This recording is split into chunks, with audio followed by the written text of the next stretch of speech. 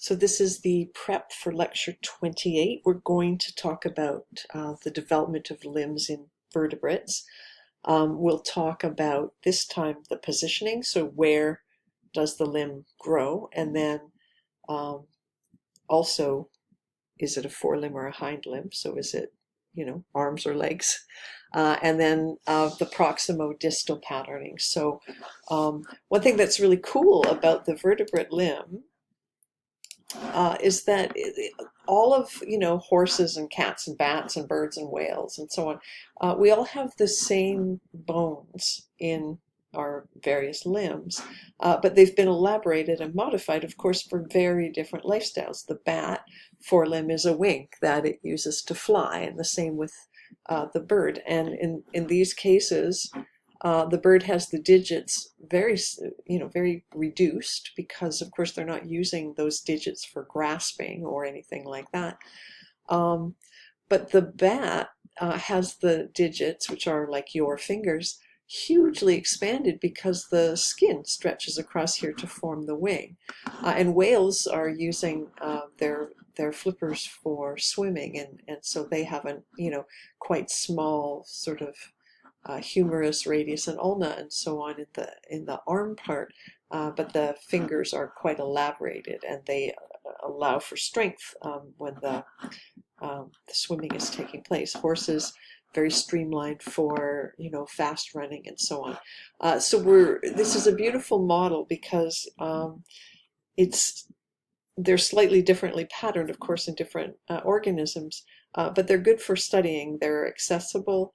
They start simple and then they get more elaborate, and there are manipulations that can be done to learn a lot about how they work.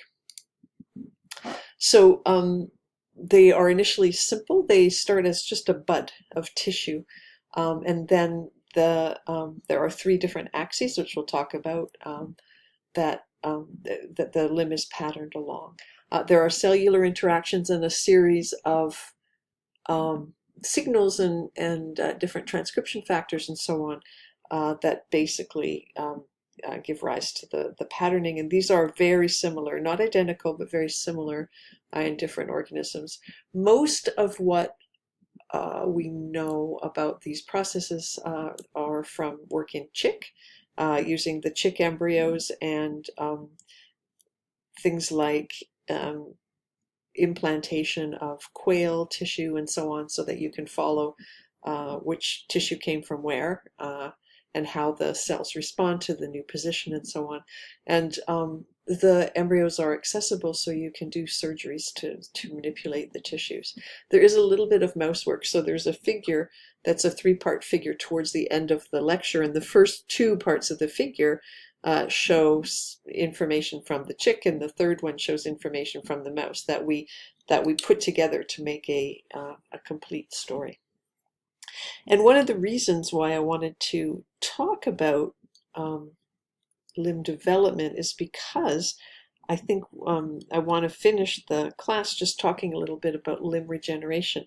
There are people who are studying axolotls and other kinds of organisms that can regenerate not just limbs, but the lens of the eye and the tail and so on, different structures.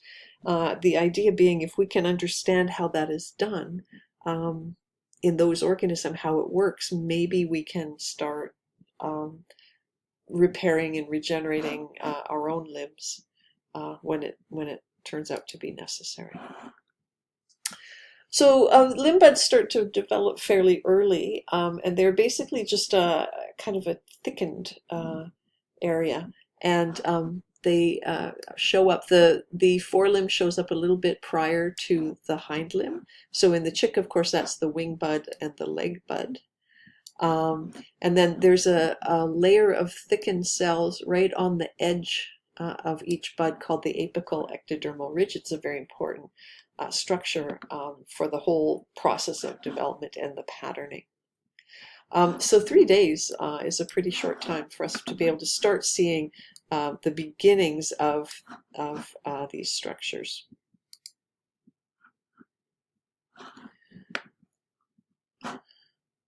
And so this basically shows you the the axes, so proximal, close to the body, distal, the farthest away from the midline. So think of your shoulder as the proximal and your fingertips as distal. And then there's anterior to posterior patterning of the developing limb. Think of your thumb as the anterior and your baby finger as the posterior. And then, of course, there's dorsal and ventral, which is not easy to draw. But in this diagram, dorsal is this part, and then ventral is the underside. So think of the back of your hand versus the palm of your hand. The back of your hand is the dorsal side, and the ventral side is the palm of the hand. Okay, and so this shows you just 10 days of incubation. So from 3 days, when all you can see are these little bumps, to a week later, when you can see the whole entire little limb developed, and you can see all the bones and the cartilage, because it hasn't all ossified yet. And you can't really see the muscles, but the muscles are there, and there's the skin sort of all around there. And it shows you the humerus, which is like your upper arm bone, radius and ulna, which are like the two bones in your forearm, carpals, which are wrist bones, and then the digits, which are like your fingers. Okay, so that's the names of the elements and what they correspond to in your own body. And these are just a couple of pictures to help you kind of get oriented and think about what anterior, posterior, dorsal, ventral mean, and so on. It's hard to, when I think of dorsal and ventral, I'm always thinking of the back of the animal and then the belly. The back is dorsal and the belly is the ventral. But of course, the limbs also have dorsal, ventral. And so it's just a reminder of that. And so the limb bud, this is a little bit further on from this isn't the 10-day, but it's certainly past the 3-day, probably 5 days or so. And there's a few things to notice. So the limb bud is formed of ectoderm. So there's ectoderm in a single layer around the outside, because of course there's going to be skin on the outside of the limb. And then there is tissue inside here, which is mesenchyme. This is loose tissue, so it's not forming epithelial layers per se. You can see there's a few sort of areas here, though, which are very important because the tissue will condense to form cartilage. And the cartilage comes from the lateral plate, mesoderm, and when these you'll see a picture of it in the posted notes, and when they form cartilage, the cartilage forms in the shapes of the various bones, and then ossification takes place. So the calcium, the hydroxyapatite, I think is what it's called. It's calcium, of course, and it creates the bone's hardness, but it starts off as cartilage first, and then ossification takes place.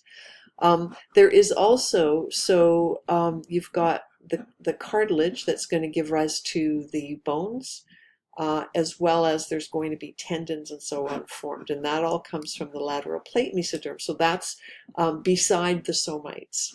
Okay, but there's also muscle cells that migrate into this region and then begin to proliferate, divide, and that actually comes from the somites. So some of the cells in here come from the somites, but not the bone and the cartilage and so on. That comes from the lateral plate mesoderm. And this is the apical ectodermal ridge. You can see that the cells have raised up and they're thicker here. And so if you were going to look at this sort of straight on at the edge, you'd see this kind of line of cells kind of right along this edge here. And here's the picture. So this is looking at that from like straight on towards the apical ectodermal ridge. It's a thickening of the ectoderm, and directly below this region is a zone of undifferentiated cells. So these are cells that are dividing rapidly and they are not differentiated yet. And that's called the progress zone. And so as the limb is growing out, so if that's the progress zone, with the stem cells, as the limb grows out further, the progress zone moves along. So the cells that are under here are the ones that are going to be dividing rapidly, but the cells that are left behind here, these are the ones that are going to differentiate. So they're going to differentiate to form cartilage elements that get replaced by bone. The cells from the somites will be, starting to form muscles and so on. Yes, and so I think that's everything I was going to mention here. And this is what it looks like during the development of the mouse forelimb and the chick wing. Notice that the times are a little bit different. Mouse development is a little bit longer than chick development. The mouse is protected inside the mother, and so it's okay for the development to go a little slower, whereas the egg is more vulnerable, and so you want to get that vulnerable state over with as soon as possible. And you can see that first there's just this ridge, and then you've got a little bit of outgrowth, and you can see the dark lines here, the beginnings of some skeletal elements. And then as it grows out further, you can see additional ones.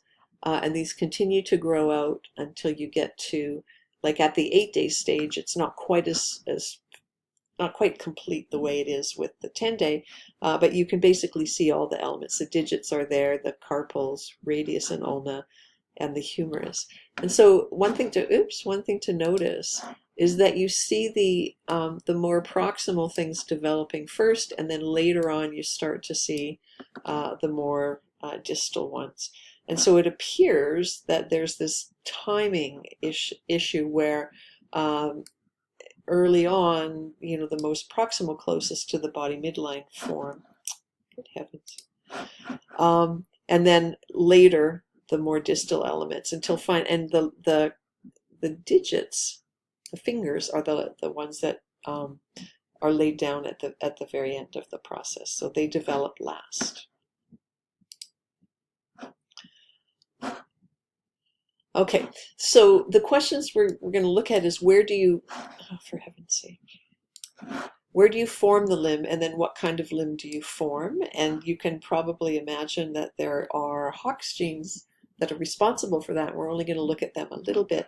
And then how are you patterning your limb along these axes? And we'll be talking more about this part next time. We'll talk a little bit about how we know that the proximo-distal axis forms in that order, proximal first and distal. And then we're looking a little bit at signals for anterior-posterior here, and then we'll talk about the rest of it in the next lecture. So each of the limbs has their own identity, but it turns out that the cells of the hind limb can respond to the signals for proximal distal development in a forelimb. So the signals that are directing the outgrowth and the patterning are the same. And so interestingly, the proximal tissue here that is transplanted out of the leg bud, say, of a quail embryo, and then transferred to, now this is proximal, so this is close to the body midline, and the apical ectodermal ridge is here.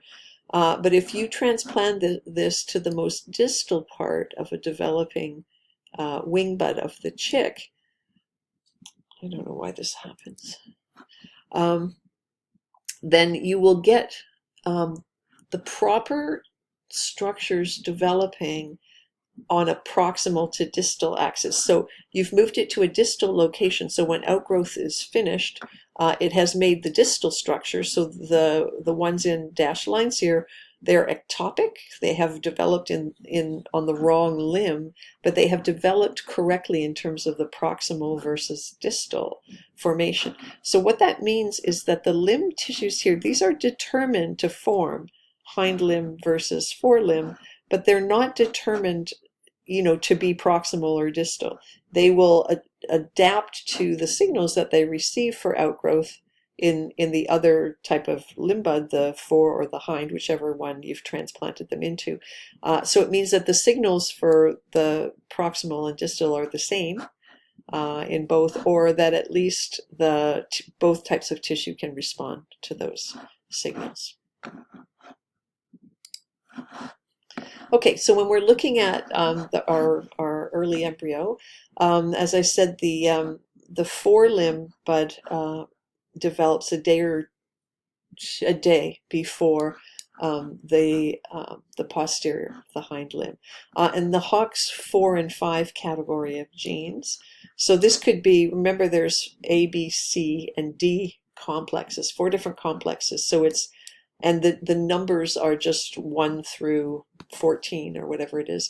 And so these ones are more anteriorly expressed because they are lower in number. Number 1 is the most anterior, number 2 is the next, and 3 is the next, and so on. So 4 and 5 tells you approximately kind of where you are anterior. Hox 8, 9, and 10 are expressed in the more posterior region. And at this point, the lateral plate mesoderm is going to be where the genes are expressed to start forming these limb buds. And so there are these signals from the Hox genes, and we don't know necessarily the details of how exactly these are activating the genes to form the limbs, but we do know that that's happening. In the anterior, in the forelimb, there is a retinoic acid signal that is transient. It takes place over a short period of time, but it appears to be part of the process of turning on the limb bud formation. And TBX5 is a transcription factor that is expressed in the forelimb and is required for the identity of the forelimb. TBX4 is expressed in the hind limb, and for quite some time it was thought that it was the equivalent of TBX5, that it was the one that was actually specifying the hind limb identity. It does promote the outgrowth of the limb bud, and we'll talk about that in a second. But it turns out that the gene that is responsible for activating TBX4, called PIDX1, is actually responsible for the identity of this as the hind limb. And then there's this gene called islet1. It gets turned on by PIDX1 as well. And islet1 also maintains expression. So there's a complexity. PIDX1 and islet1 are both turning on TBX4. And PIDX1 is the one required for hind limb specification, which, as you know, in the chicken, those limbs make a big difference. You do not want them developing in the wrong place. And TBX5 and TBX4 both do the same thing in their respective limb buds, though. They activate in the tissue just below the apical ectodermal ridge, FGF10. And FGF10 signals to the AER to express FGF8, which signals back to the progress zone to express FGF10. So there is this positive feedback that allows for this constant outgrowth of the limb bud until the end of the process.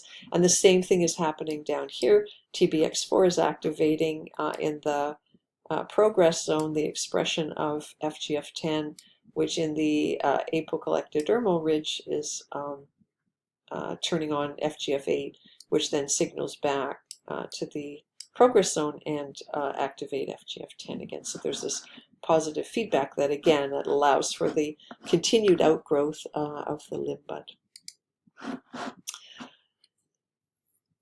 So FGF10 comes from the lateral plate mesoderm cells, and that induces the limb bud. FGF10 mutant mice don't form limb buds. So we know that FGF10 is required for the outgrowth part. And it's activated by these TBX transcription factors in the forelimb and the hind limb. Remembering, of course, that PIDX1 is what gives the identity of hind limb, so the kind of bones that are going to form, but the actual outgrowth is directed by TBX4. And so you've got the signaling from the proliferating cells underneath the apical ectodermal ridge and backwards with the FGF8 and FGF10. Now, and this is important because the limb outgrows for quite a distance, and you need that positive feedback to keep the growth occurring. It turns out that just like I was talking about a few times, that for TGF-beta family members that signal, they are able to substitute for each other. And so you can put different TGF-betas that aren't necessarily the ones that work in the embryo, but if you implant them, they will still do the job in that location. And this is true for FGFs as well. There's multiple FGFs that you can substitute in, and they will also do the job. Okay, so the type of limb, TBX5 specifies identity of the forelimb, and PIDX1 the identity of the hind limb. What's very interesting is that you can implant a bead that is soaked with FGF signals that promotes outgrowth. And if you transplant it really close to the forelimb, you can get a duplicated forelimb or an extra forelimb growing there. And if you transplant it really close to the hind limb, you can sometimes get a duplication of the hind limb. But if you implant it sort of midway between, you can actually get chimeric limbs forming that have some elements of the forelimb and some of the hind limb, which means that they're receiving some of the TBX5 and some of the PIDX1 signals here, because they are allowing for development of kind of both structures on the anterior versus the posterior side. And I'll show slides of that, and we'll talk about it a little bit more in the lecture. Okay, and I'm going to stop there because I want to talk about the zone of polarizing activity and so on, and I think it would be good to have a break first.